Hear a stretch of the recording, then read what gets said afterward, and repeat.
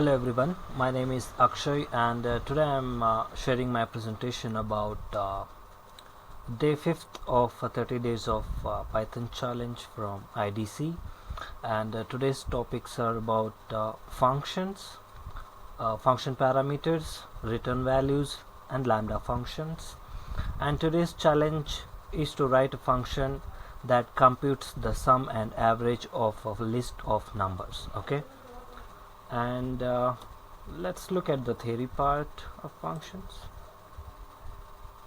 So the functions are reusable code blocks that perform a specific task or multiple tasks. Okay, and we use the functions to avoid repetition of a particular program or a block of program.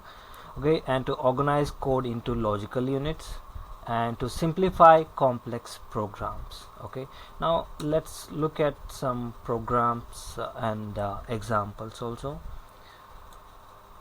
So here I have a basic program to explain so basic functionality of how we use functions. Okay, so here I'm defining the function to write a statement called good morning and have a productive day. Okay,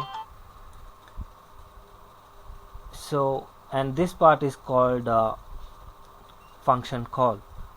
So when I am defining a function, I'll use the statement also with the name of the function. Here the name of the function is greet. Okay, and inside the function I have my statements like print good morning and print have a productive day. And when I load this and when I call the function, I get my statements printed, that is good morning and have a productive day. Okay, now let's go for a second kind of program using function parameters and a return statement.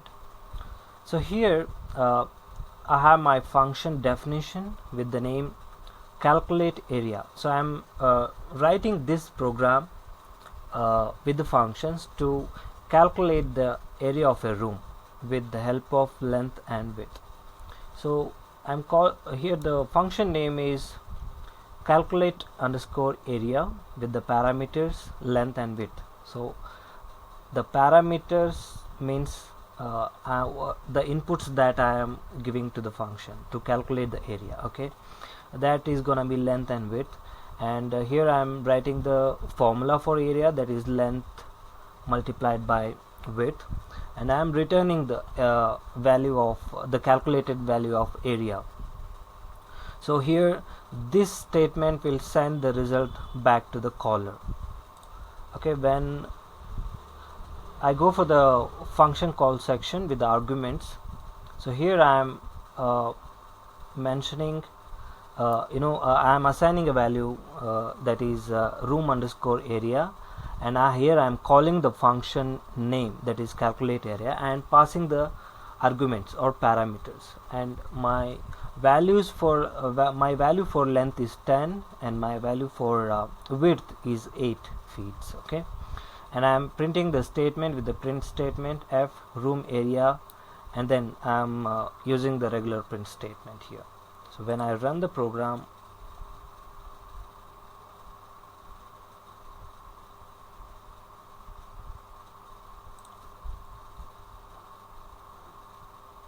I get the value as 80 square feet.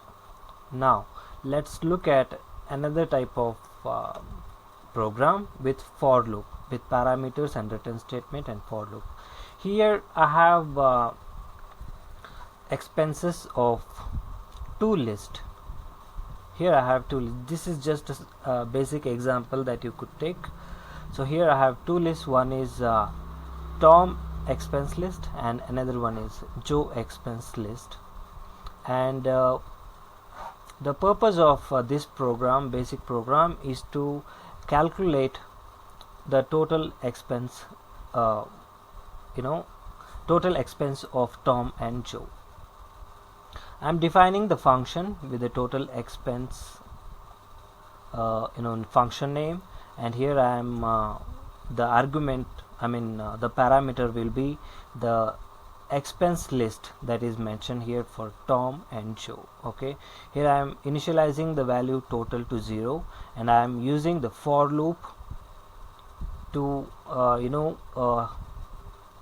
calculate the total with iterations. So every time within a for loop, every time I call the item in expense list, each and every item will be calculated and added as a total.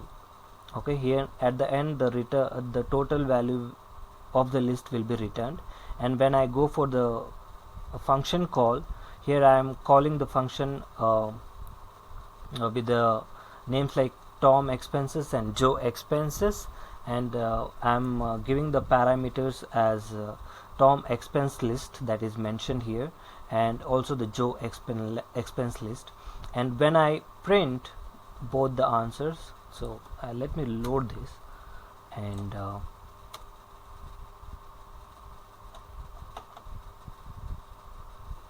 yeah,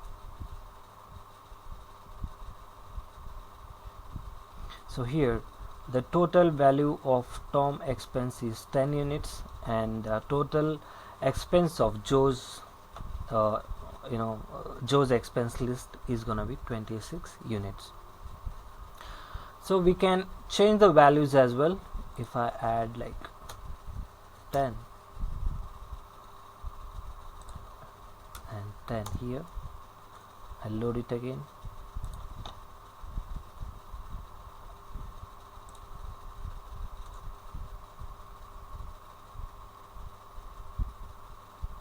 so here you can see that we are able to see 10 units of increase in both the expenses. Okay, now let's go for lambda functions. Why we use lambda functions? So lambda functions are small one-line functions without a name. Okay, we can use it for a short duration of time. We will not be having return value as well. So they are perfect for simple operations where defining a full definition function would be a complex process. Okay, so these are single expressions only, no multi-line code blocks. Okay, and they are automatically return the expression result, and no return statement is needed in case of lambda functions. So here I am using lambda function to perform a basic math operation. So here I have my double. I am mentioning like double is equal to lambda x, and here I am defining the function as x into 2. That means any argument that I am passing, the resultant should be the double of the the parameter that is considered as input. So here my input is 5 here, so I should expect the answer as 10. Why? Because this is multiplying the x by double times. So if I do it 6, then I should be getting 12. Yeah. Now let's go for another example, like multiple argument function using lambda function. So here add is equal to lambda a and b. Okay, so here I am adding two values using lambda function. So in arguments I am giving the inputs as 3 and 7. If I run this, then my answer will be 10. 7 and 3 will be 10. Let's change the values. So my answer is 15 in this case. Now here I am writing a program to check if a number is even or odd using lambda function. So here it is is_ even is equal to lambda n, where I am defining even if n %2 double equals 0. That means I am checking if the remainder when divided by 2 is 0, because in this case it will be even. Else odd, anything, any value if it is other than 0 means it will be obviously 1. If it is 1, if the remainder is 1 when I divide the number by 2, then obviously it will be a odd one. Here my input is 9, it is odd. Let's check for 10, even. So when it comes to lambda function, avoid when logic requires multiple steps. You need to document the function. When we need to document the function, at that time we should not use lambda function. And when the expression becomes complex, we have to use lambda functions only when the operation is very simple. Okay, now let's go for the challenge. So the challenge is to write a function that computes the sum and average of a list of numbers. So here I have my list as this is, I'm taking an example like 10 10 10 10. So just to make sure that everything works fine and you guys can understand, I have 10 10 10 10 in my list, and defining the function for a sum, and I am using the for loop with I in list sum is equal to sum plus I, return the sum, and defining the average function with the list as the input, and average is equal to sum of a divided by length of a, and returning the average. And here I am calling the function sum of a is equal to sum in bracket a, because a is my list, and average of a is equal to average of a is my list, that is the input, and here I am printing the values of sum and average. So let's check.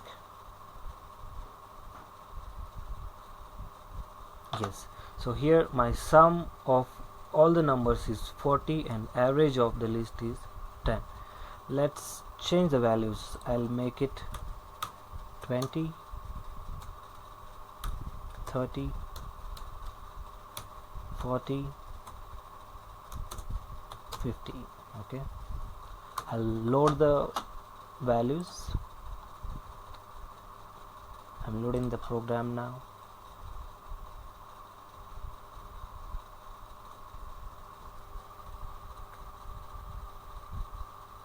So here the sum of all the elements of the list is 150, and the average of the total sum is gonna be 30, because if I have my 5 items in this list, when I divide 150 by 5, the answer is gonna be 30. Okay, so this is my presentation about functions and related topics.